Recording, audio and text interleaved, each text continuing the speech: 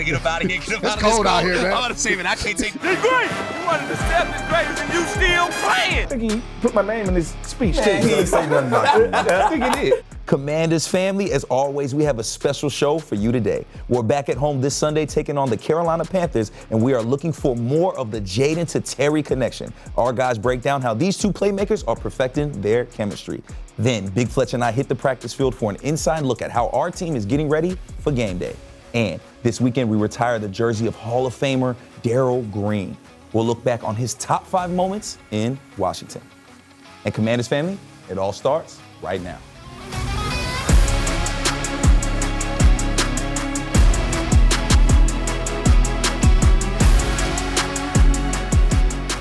Welcome in, Commanders family, to Commands, and I'm your host, Brian Cooper Jr. here with Santana, Fred Smoot, and Logan Paulsen. Fellas, It's kind of weird. We're not used to coming off of losses anymore. Yeah. How you guys feeling about Sunday's game?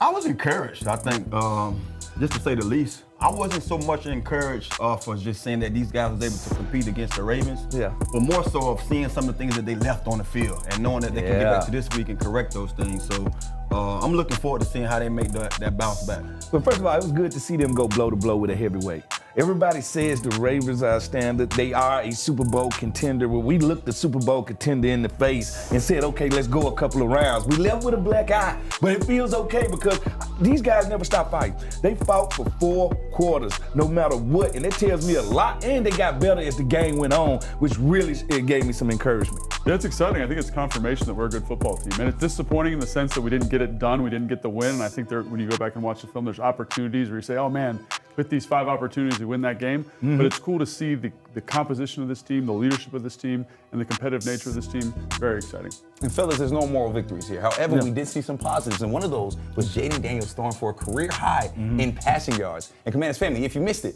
it's okay, because it's time for your can't miss moment, presented by FanDuel. Make every moment more with FanDuel, an official partner of the Washington Commanders. And fellas, my man connected not once but twice with Terry McLaurin for these touchdowns. This was the first one right here. Yeah. Get that. That's a heck of a throw. Nice throw. Layer See the that thing in there. defense. Understand not where I'm throwing it to, and where am I going to put this ball where only he can get there. Don't tap me. And late in the game, when the game was on the line, Terry found his way into the end zone again. This was in the 4th quarter. Tanner, look at that snag. This right here was Terry being Terry. This guy's one of those guys, clutch, had a hand between his arms and still came up with the catch. Great On throw. 4th down. Great throw. I can't say that over. He threw this before Terry even came out his cut. Great throw. It definitely feels like Jaden and Terry are starting to develop some real chemistry out there. Let's take a look at these numbers from the last 2 games. You see they've already almost hit 400 receiving yards and 4 touchdowns together, and we love to see those first down numbers high like that. The connection between these guys is something special. All right, Commanders family, you see Logan Paulsen down there cooking up a film. Before we get into that, we're going to give him some time. Tanner, talk about this chemistry between Jaden Daniels and Terry McLaurin. Man, you've played with a number of quarterbacks, man. How tough is it to build that chemistry so quickly like they have? Well, I don't think it's tough, but I think one of the things that's key, I learned this at an early age, is when the quarterback comes to you, make sure you make that play.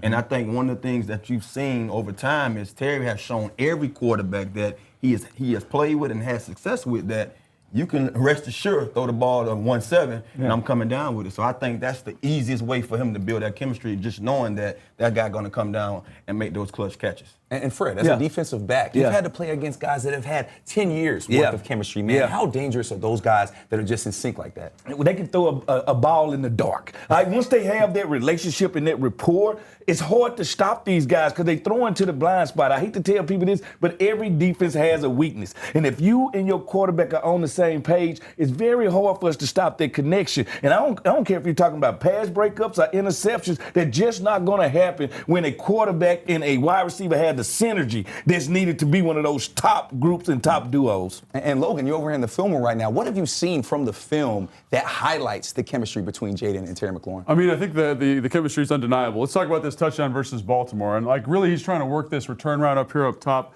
to OZ. And you see him kind of take a double clutch there, pump it out. But what I like here is that we got this over the top. And you see how it doesn't look like anything. There's nothing special about the route until you get to the end zone here, Tana. And watch the trust.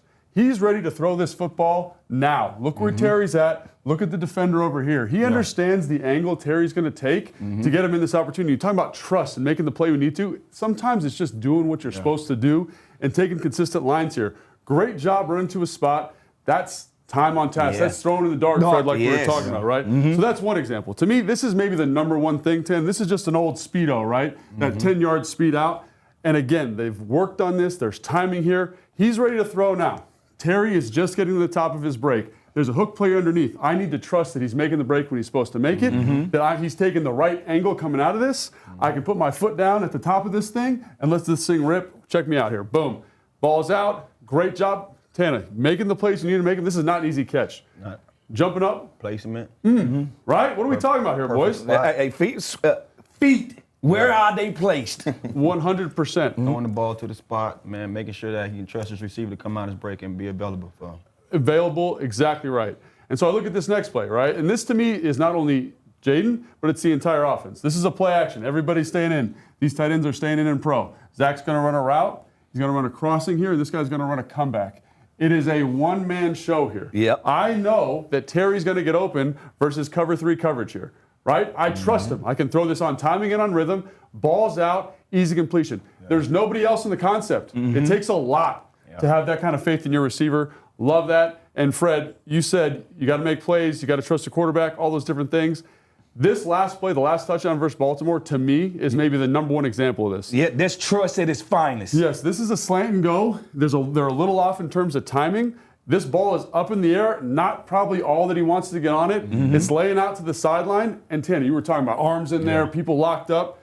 But who comes down with the football? Terry. And so that's trust. I mean, look at this angle right here. This guy's arm is right through here. Yep. Like he has to fight for this football. So I see a guy who's Every bit of it, man. right? I mean, holy cow, what a play right here. What a throw, what a play. But that's a time where it's like there's a little bit of pressure. Who can I turn to? It's Terry McLaurin. And so it's the timing, it's the playmaking ability, it's all those things building this rapport between these two players. Women lie, men lie, but the tape Tape never don't lie. lies. Yeah, Logan never Paulsen. lies. Now, Jaden Daniels has had to chase his attention to the Carolina Panthers. So let's hear from our QB1. For us, we just got to go out there and play our game and execute. You know, at the end of the day, it's the NFL. Any given Sunday, you know, you could lose any game against any opponent. So it doesn't matter who you play. You got to go out there, have the same process, respect the grind, put your best foot forward on Sunday. A team that is able to fly around. J.C. Horn is a good player, very physical, and they like to get their hands on the ball. They're a good tackling team. There's not a lot of missed tackles that they miss. So going out there, man, is how can we break some leverage and get some extra yards after the catch, after the run. So it's going to be fun to be able to play against them this week. Now, let's take a look at the tail of the tape for this matchup. As you can see, the Commanders are leading in almost every statistical category. However, that doesn't mean anything because we know on any given Sunday, any team can have its moment. Fellas, now that we've been over the details, let's dive into this matchup. Now, it's crazy to say, we haven't come off of many losses. Yeah. We haven't had much adversity this season, but now we do. How important is them to show their resilience throughout practice this week and Sunday, Tanner? I think it's all about the bounce back. I used to, man, look, fellas, I got eager to just go back to the drawing board after having a bad performance. And I think this team has been well coached. They know what it takes to go out there and play, you know, to the caliber that they have been showing. So it's all about them getting back out here this week and getting back to the drawing board. And I think they're looking forward to that. I like what the coaching staff do. They don't get too high with the wins. They don't get too low with the losses. They know how to stay right there in the middle and compartmentalize everything and understanding that this is a long season. We're going to have some ups. We're going to have some downs. But regardless, you got to bounce back. Regardless, you got to restart your week. Yep. Regardless, we got a new competition coming every week. And I think that's what they're doing when it comes to this coaching. Yeah, I don't know if they played badly. I think they played really well, and I think that's where the difficulty comes. Is they played so well. They met the emotional high of the Baltimore Ravens. Now they got the Carolina Panthers. Yeah. And it's not quite the same pomp and circumstance, right? So I think this is maybe the most difficult coaching job of Dan Quinn's tenure here. Is like, how do you take them from this emotional high to this game that doesn't really mean anything and say, hey, this means everything. And the NFL, it doesn't matter the opponent. We got to play to our best and win these games, and I think that's why this game is going to be so significant. And Logan, it's a lot harder to bounce back when you're missing your number one running back. Now, we don't know as of right now. We're recording this on a Tuesday. We don't know if Brian Robinson Jr. will be available to play. However, We felt his absence last Sunday. Yeah. How does him playing or not playing affect this game, Logan? Yeah, we talked about this extensively on the Command Center podcast. And one of the things that came out I thought that was really interesting was I think he gives Cliff confidence in the run game. I think he gives Cliff this understanding that he's going to keep me on schedule. There's no negative runs. Yeah. We're going to be in that second and 7, second and 5, whatever that is, because he does have that consistency and that power when he rushes the football. So I think that's what it is, right? I think Austin Eckler does a great job. I think McNichols does a great job. Yeah. I just think B-Rob brings that consistency to the position that gives a play caller confidence. And that physicality, you can't supplement that. The one thing we can do, if Eckler is out, him and McNichols are very similar. We don't have a running back that's built like B-Rob. We don't have anybody that enforces the run game like B-Rob. So not only is he a part of the identity of this team, he's a part of that formula that 2 + 2 = 4, and you need a guy like that. Well, I think one of the things that we have going for us this week is just knowing that we went into that ball game knowing that they basically pride themselves on stopping the run. Yeah. So it's going to be tough without our bell cow. Yeah. Now you have a team that's not known for stopping the run. 100%. So these two guys should have a chance to really go out there and get those hitting yardage that we didn't get last week. And Tanner, the Panthers' offense isn't great, right? But one way they have found success is through the run game. They had a pretty strong run game against Atlanta Falcons. Yeah. How do we slow down their run? I think you just got to do what these guys have been doing week in and week out. One of the things I love about our defense, they swarm to the football. Yeah. You look at that game against the Ravens, man, Derrick Henry's going to get his. We knew eventually he was going to get his. But if you saw that first half, the way our guys swarmed, made him earn every yard, every hidden yardage that he can get. He had to earn it. And I'm pretty sure he was a guy that went home with a lot of ice bags on because he's a big dude, and they had to hit him low to get him down half the time. So I think these guys are going to make sure they continue to swarm to the football. That's how you slow guys down. Yeah, and Chuba Hubbard is a running back. This guy can run the ball. They're going to lean on their running back because you got to realize once you're on the road and that crowd noise, the run game does a couple of things. It makes long drawn-out drives, but it also keeps JD5 on the bench. So that's what they're going to want to do. So what you're going to do on defense is make them one-dimensional. Make them throw the ball with Andy Dalton because more throws they make, the more prone they are to making mistakes. So you want to make them one-dimensional, and another way you can make them one-dimensional is getting up ahead quickly and forcing them to have to throw themselves back into the game. Yeah, I think it's such a fundamental part of their identity, and it's because I think they understand that they're somewhat limited offensively. So it is like it's run to set up play action, to set up the keeper. They're trying to insulate the quarterback. They're trying to find open opportunities for the receivers, and that comes from their ability to efficiently run the football. And in games where they haven't been able to do that, they've really, really struggled. So I think, yes, to your point, like if we can contain Chuba Hubbard and the run game that they have, their whole offense is built off of that, like in a house of cards kind of way. And if you remove that card, they can't really function. So. Fred, the Panthers made a pivot week 3. They decided to make Andy Dalton their starting quarterback, which I think surprised a lot of people. Since he's been a starter, he has thrown 4 picks already.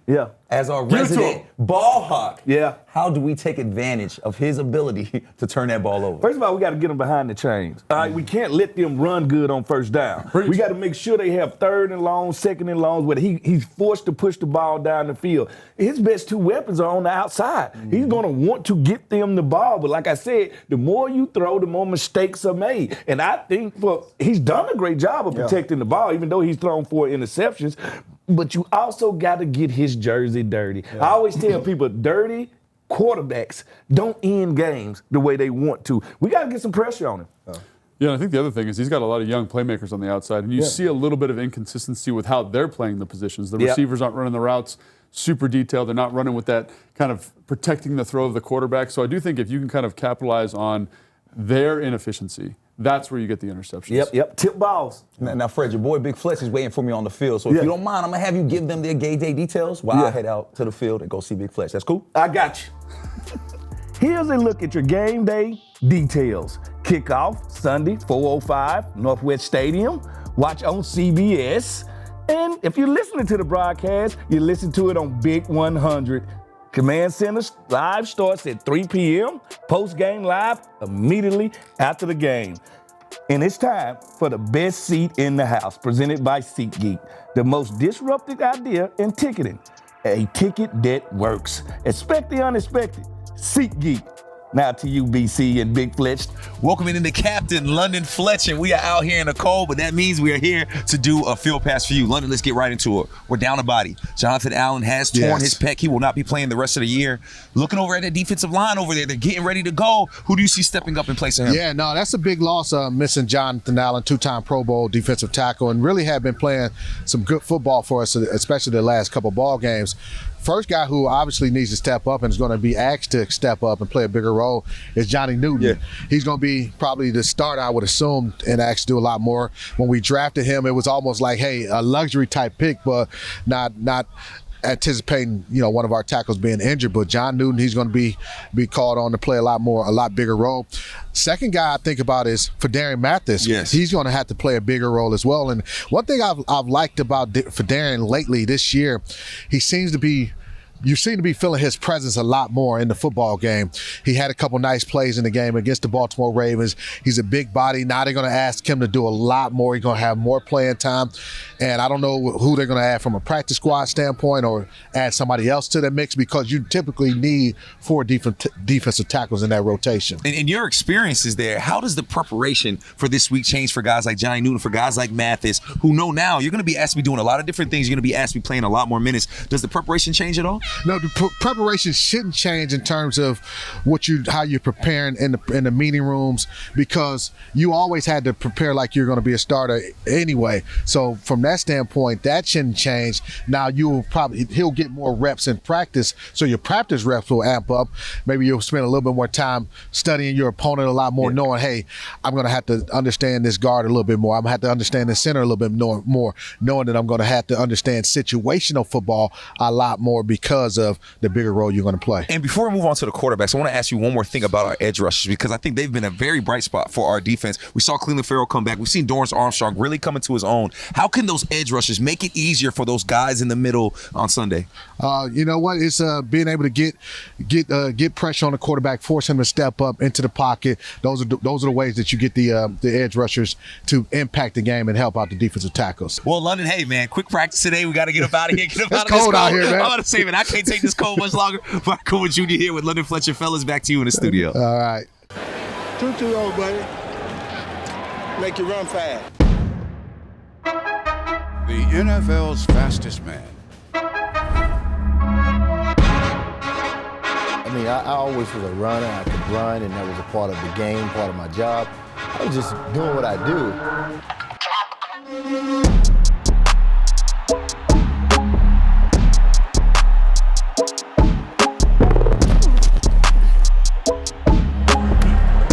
Into the hands of Daryl Green. He's gone. Touchdown, Washington Redskins. The little guy just blistered that side. Got a double Tootsie Roller. And the big ones. The Jumbos. It's a Jumbo day, baby. Oh, I think I found one. Man, Sunday is going to be special, but it won't just be special, it'll be legendary. So get your tickets now, because you do not want to miss any of the action. We still have our Command Center ticket special going. Just head to commanders.com/Command Center and enter either Logan, Santana, or Fred in all caps. That's Logan, Santana, or Fred in all caps to get your tickets. Speaking of Fred and Daryl Green, we found a gem from their playing days. And surprise, surprise, Fred Smoot's talking.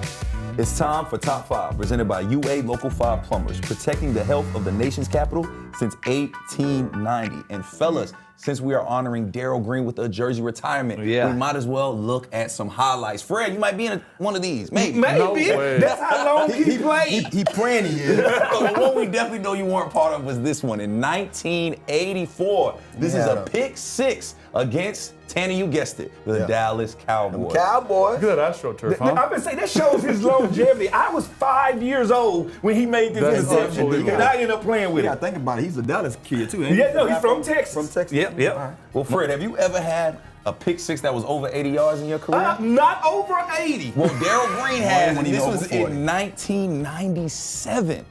All right. 86-yard pick 6 And he probably did it in 7 seconds. I know. That's the great thing about this. Get up, let's once go. he starts to run, everybody else might as well stop Let's go running get right there. He's out there. He put his hand up at the 50-yard line. It's a wrap. That tells you right there the speed that this sports car got. An 83-yard pick six. Now, let's go back again to 1987, because he ain't just do picks. Yeah. He punt return too. Tanner, this is your wheelhouse Oh, right I here. remember this one right here. He gonna jump over somebody pretty soon. Yeah. And from there, I think he hurt his rib or something. That's As unbelievable. he grabbed Like when you Ray talk about that down, story, he's Rest grabbing of his the damn ribs. run, holding his ribs. and still running And out he's from still that everybody. fast, yeah. Throwing constantly. That just showed what type of athlete he was. Oh, he was unbelievable, man. 52-yard punt return. Now, let's go up to 1995. Fred, you still weren't on the team yet. However, Daryl Green was making plays. It's a goal line play right here. Yeah. Look at them hands. Way to push him in there. Doing what he do best. Yeah, man. get in there. Diving catch by D Green right there. Yeah, he get off the ground quick. Why did his teammate tackle him though? No, he pushed him in the end zone. Look, he's Trying to make sure he Push gets him in the his end end zone. zone. tackle. Throw him on in there. That's what your D-line supposed to do right there. Now, guys, when you make plays like all these plays we just saw, Yeah. you might mess around and get you a gold jacket. And that is You our might. last memory Yeah. of Daryl Green right here. Him getting into the Hall of Fame, fellas. Yeah, that's what's up. There got to man. be a Special. moment when you look at yourself immortalized forever right there. And I think he put my name in his speech, too. Man, he ain't say nothing about you. I think he did. But you know what, Fred? Don't feel too left out, because at the end of this clip, Yeah. There he little is. clip where I look 21. Look how fresh 21 was. Oh, yeah. Just as emphatic as you always are. I don't know what you were saying, but I'm sure it was It's crazy. going to be in my new book, Me and D Green. Oh my God. Well, while you guys wait on that book, Commanders family, we will see y'all at the crib Sunday. That's right, we'll be back home taking on the Carolina Panthers, and we'll be honoring this legend, Daryl Green. Until next Thursday, for Command Center, we out. D Green.